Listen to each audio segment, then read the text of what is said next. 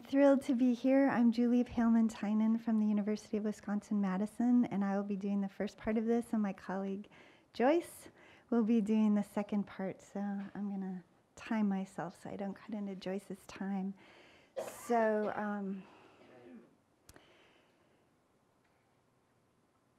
I think that actually developmental perspectives are underrepresented in the literature, and that there's been a boom of publications in the past 10 years focusing on children with incarcerated parents, and very few of them have ended up in the developmental literature, and there's some reasons for this. So I think that as I've reflected on this, I've been doing this work now since 1999, so I'm one of the old people in the room. And I think that it's very exciting to see sociology and criminology and other disciplines, get very much into this. I also think that developmental perspectives can help us understand how the experience of parental incarceration can get under the skin of children and affect their well-being across the life course, and that it has something to offer. So I'm sort of going to be selfishly promoting my own perspective here. So I do think that it can help in 4 ways. One is with theory, the second is with measurement, the third is with analysis, and the fourth is with intervention. And I'm just going to give you a flavor of this because I have 10 minutes, but hopefully we can continue our conversations over lunch and breaks and other times. So I'm just going to go back 1 second. This is the theory part, and I'm starting with attachment theory. Okay, if I put it last, it would spell bra, and that's not very cool. So I'm putting it first.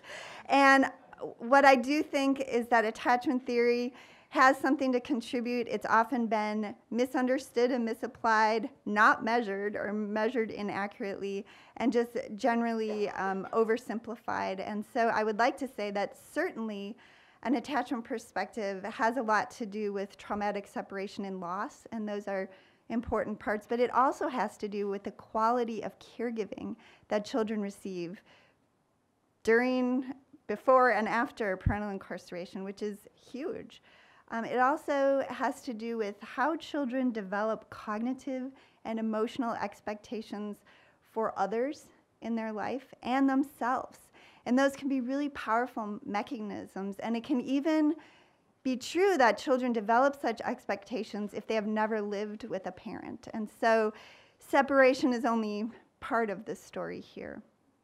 The second thing is that attachment is not parental feelings toward the child, or it's not how much time they spend together, and it's not whether or not they have lived together. It's different than that. So when you see people referring to attachment in the literature and they're referring to those kinds of things, they're measuring things, they're not really looking at attachment and the way it's been conceptualized in modern times since the 1970s. So attachment can be present or not present, and the quality can vary from very good or secure to problematic, insecure, disorganized, and that can have implications for children. But only a handful of studies have actually measured this, and they are conducted by people who are in this room. So I think that's important to note.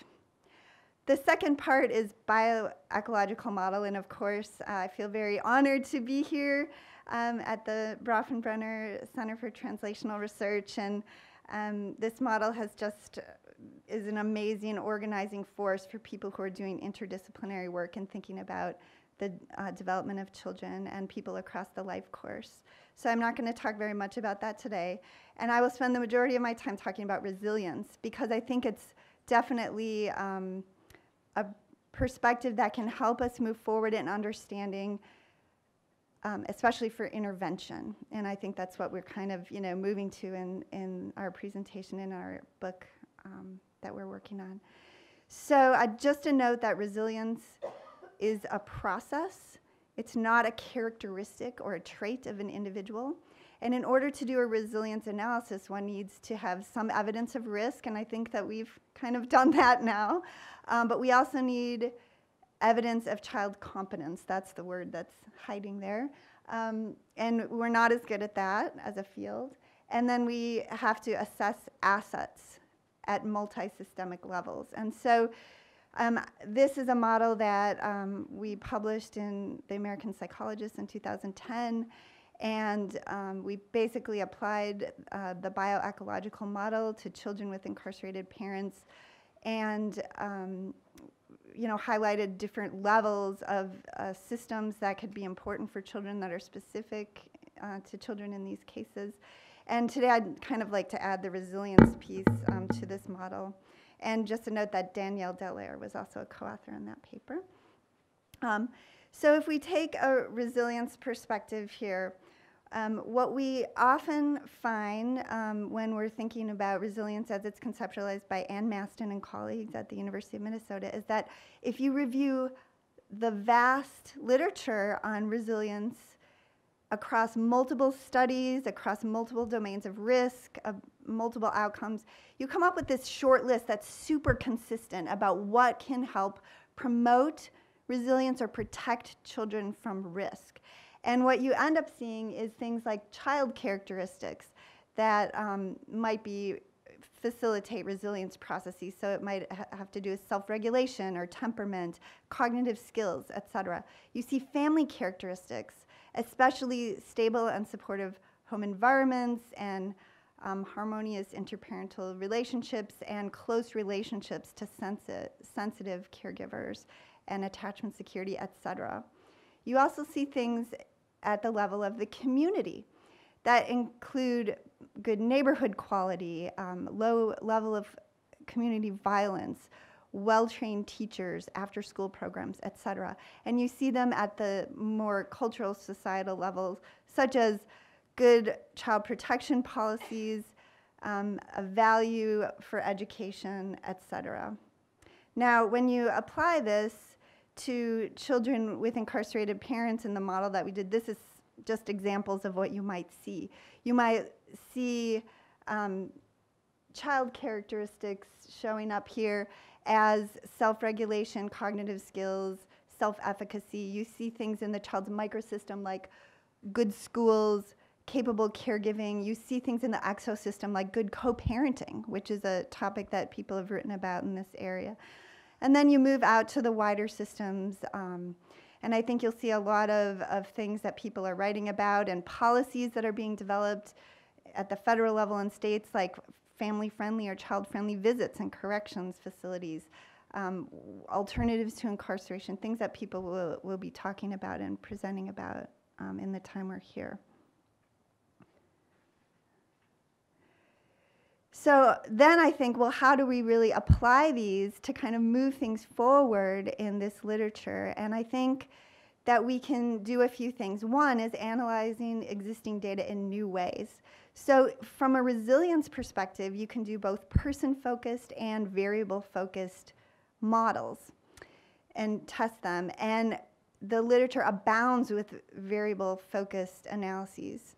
That's the vast majority of the literature. But I think doing some additional person-focused analyses might help us understand how experience gets in under kids' skin, and then combining those analyses as well.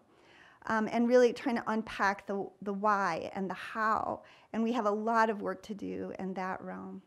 I also think we really do need to collect multi-method, multi-systemic data and include indicators of child competence, because it's not just about behavior problems and school failure. When we talk about how many people do well or do not do well in the context of parental incarceration as a risk factor, it's actually a large number of children, and sometimes even most children, who are doing well despite the risk, and we can't forget that. We have to recognize the risk, but not paint a picture that it is doom.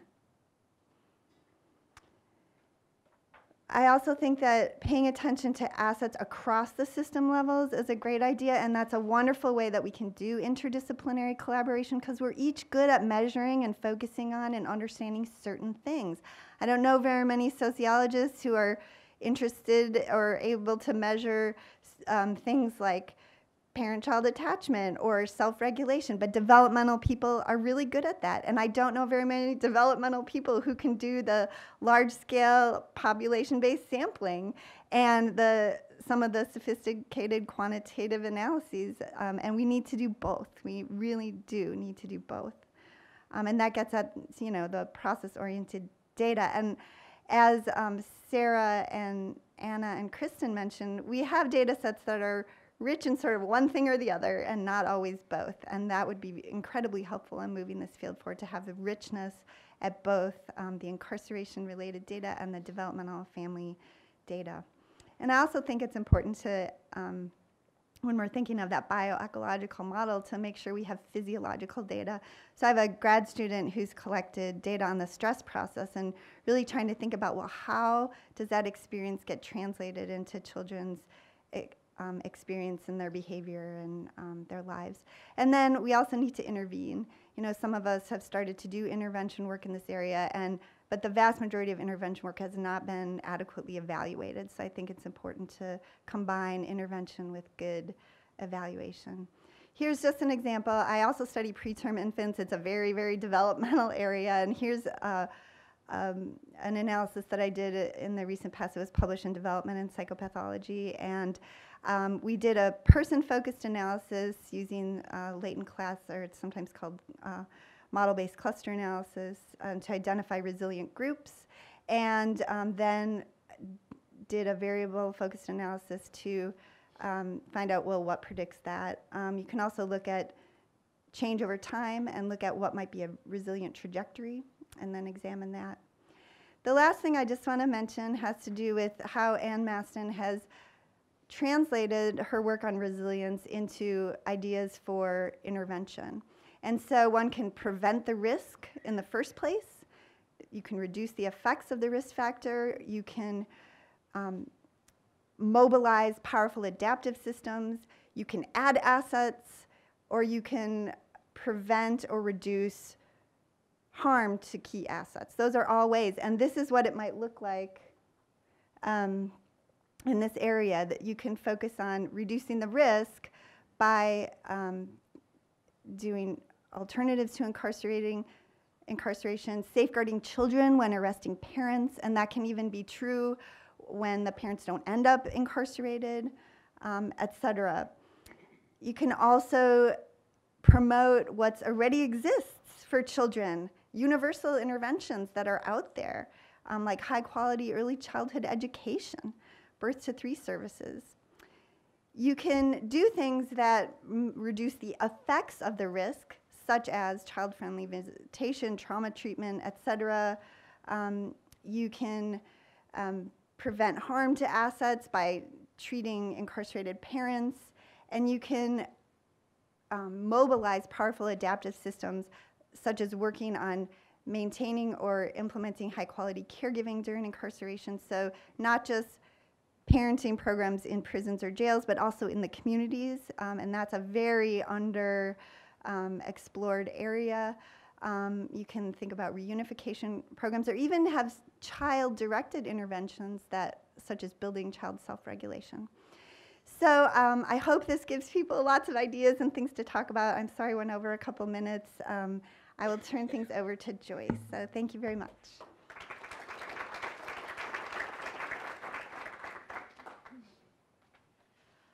Okay, there's the clock. It's hard for me to, when Julie approached me about this, it was really hard for me to, I'm an interdisciplinary scholar, so I know what all you guys are doing. And I'm even older than you, I think, and started writing about this stuff in 1996, and nobody was doing work in this area. Maybe in child welfare, a little bit of work. So I'm going to talk to you about family perspectives, which are inherently interdisciplinary. And I'm going to focus on, I had to kind of think about what to focus on. So I'm going to focus on family stress, proximal processes. Like Julie, I pulled from my own work, which is interdisciplinary. And then I'm also going to talk a little bit about critical race theory as well, which is kind of the new hot thing, intersectionality theory in family science. So basically, I wrote a paper. It's in what journal? Geez, I'm drawing a blank. Journal of Couple. It's a psych journal in 2016. And it was on this family stress proximal process model, which I think really represents family perspectives, because the focus would be on the family as a unit of analysis. And my training in most family sciences is you cannot understand development or child outcomes apart from context. So, we're very much, I wrote something in 2005 using ecological theory as kind of a framework to think about these systemic layers as you look at children. A lot of my work has focused on parents and parent-child relationships. So I think family perspectives are inherently relational and very process-oriented. And obviously that is one of the big gaps with the big data sets that you sociologists use all the time. It is the lack of information around processes. And part of that is because it's hard to get that kind of information.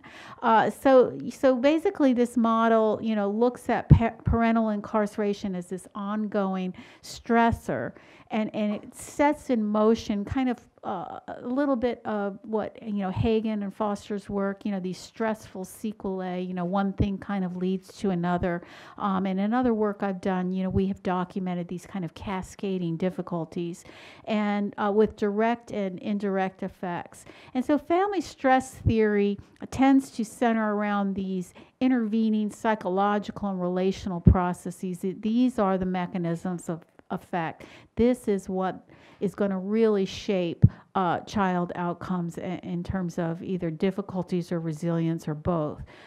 The other piece is how people make sense of their experience, also absent from some of the big quant studies.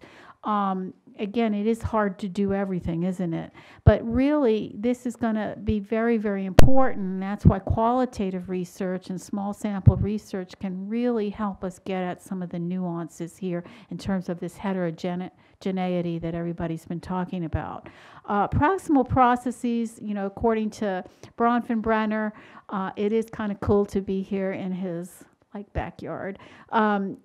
Have to do with these day-to-day relationships, these important relationships that can change over time, that developmentalists talk about as driving development. So I tend to focus a lot of my work around these proximal processes as best I can, as well as these protective factors or moderators, assets, resilience mechanisms that also play into how things turn out for families over time.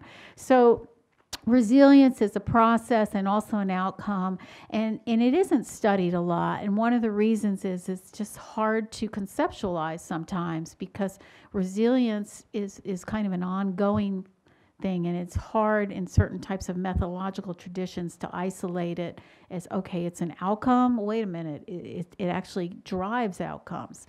So this is a picture of the published model, and what I say in the paper that I wrote was that this model obviously can be expanded. A manuscript paper, you only have so many pages. So obviously you could add in co-parenting. If you look at kind of that center thing where I have caregivers and parenting, Julie mentioned that, and in family science as well, certainly that's been a centerpiece of my work, is those day-to-day caregiver relationships over time.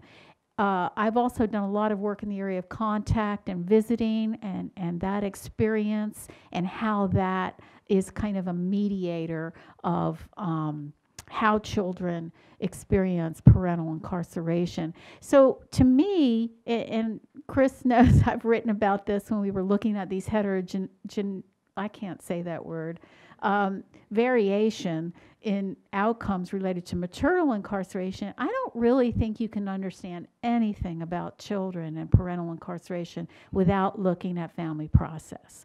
Something. And it is hard to get everything in one study. So obviously this model's fluid. You can expand it. There are other processes like co-parenting that I did not include in the article, but I acknowledge just because I don't have space. And then I locate in a very safe place youth and coping resources as a moderator there. I think you can locate resilience in various places in this model. This is just a snapshot, kind of quick and dirty. Let's stick it in as a moderator between processes and outcomes. But I think you can locate resilience in other places and at different points in times because it is an ongoing process. So when you look at a model like this, I tend to think of it as more of a snapshot. You might notice on the far left there is the contextual variables.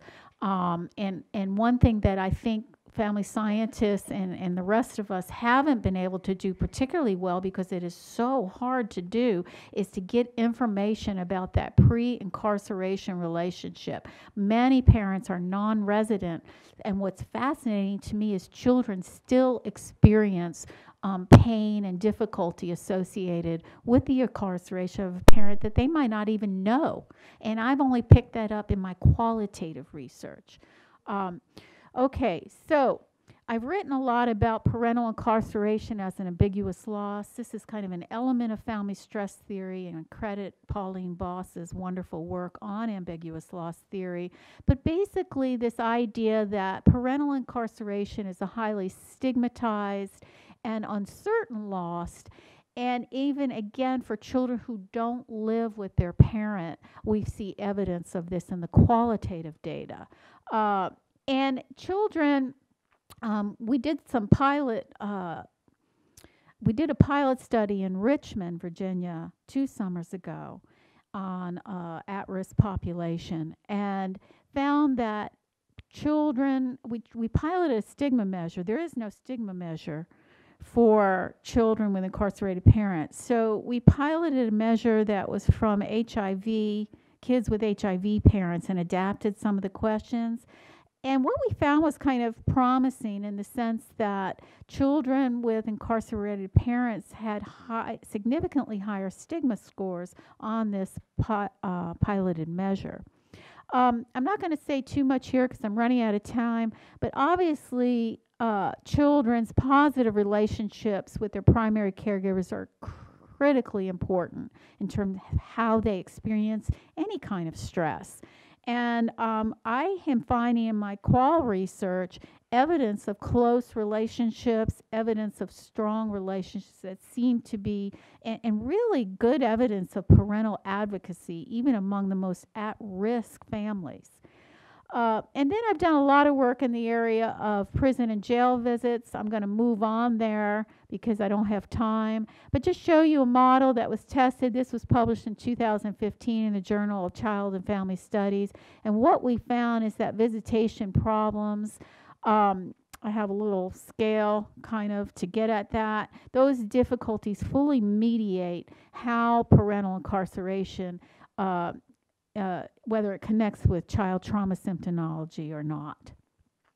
The last thing I want to mention is I don't know how to work with bubbles. I saw Julie's bubbles, and I thought, well, I'm going to do some bubbles. So now I've got a bubble that I can't undo because I thought, wow, that's cool. Okay, I'm going to stop on time, I promise, Chris.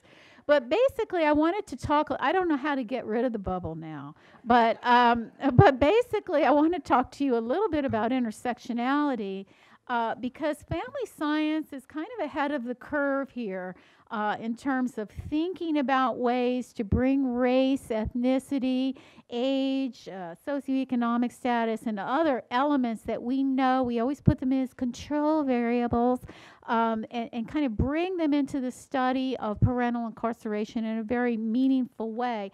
And it is very relevant for understanding outcomes associated with with parental incarceration.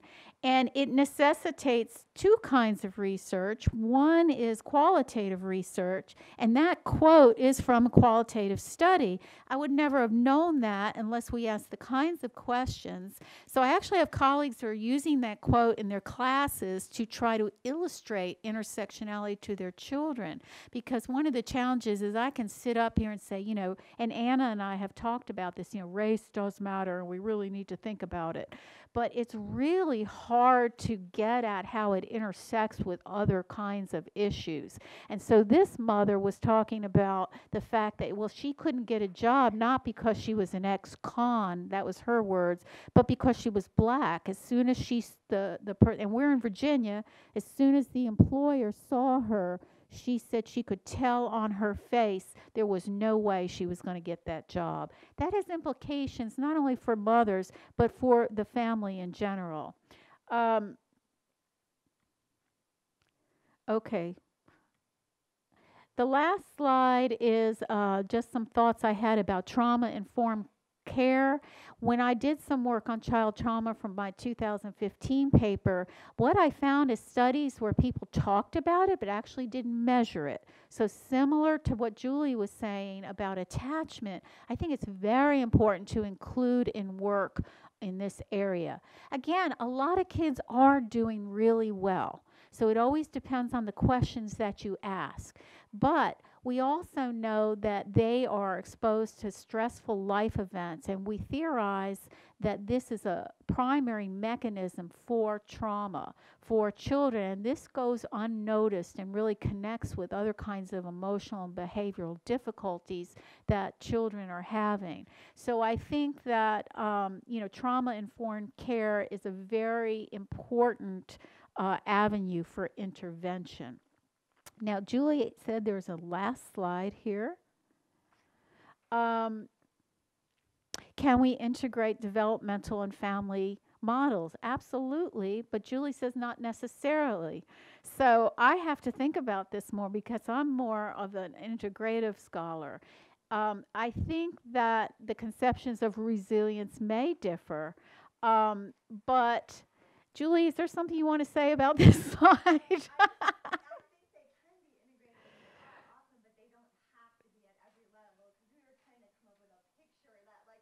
Oh, right. Well, and in some level, even with something like a family stress and proximal process model, development is integrated into that model because you could at any point study something over time, look at developmental milestones, measure things in a certain way.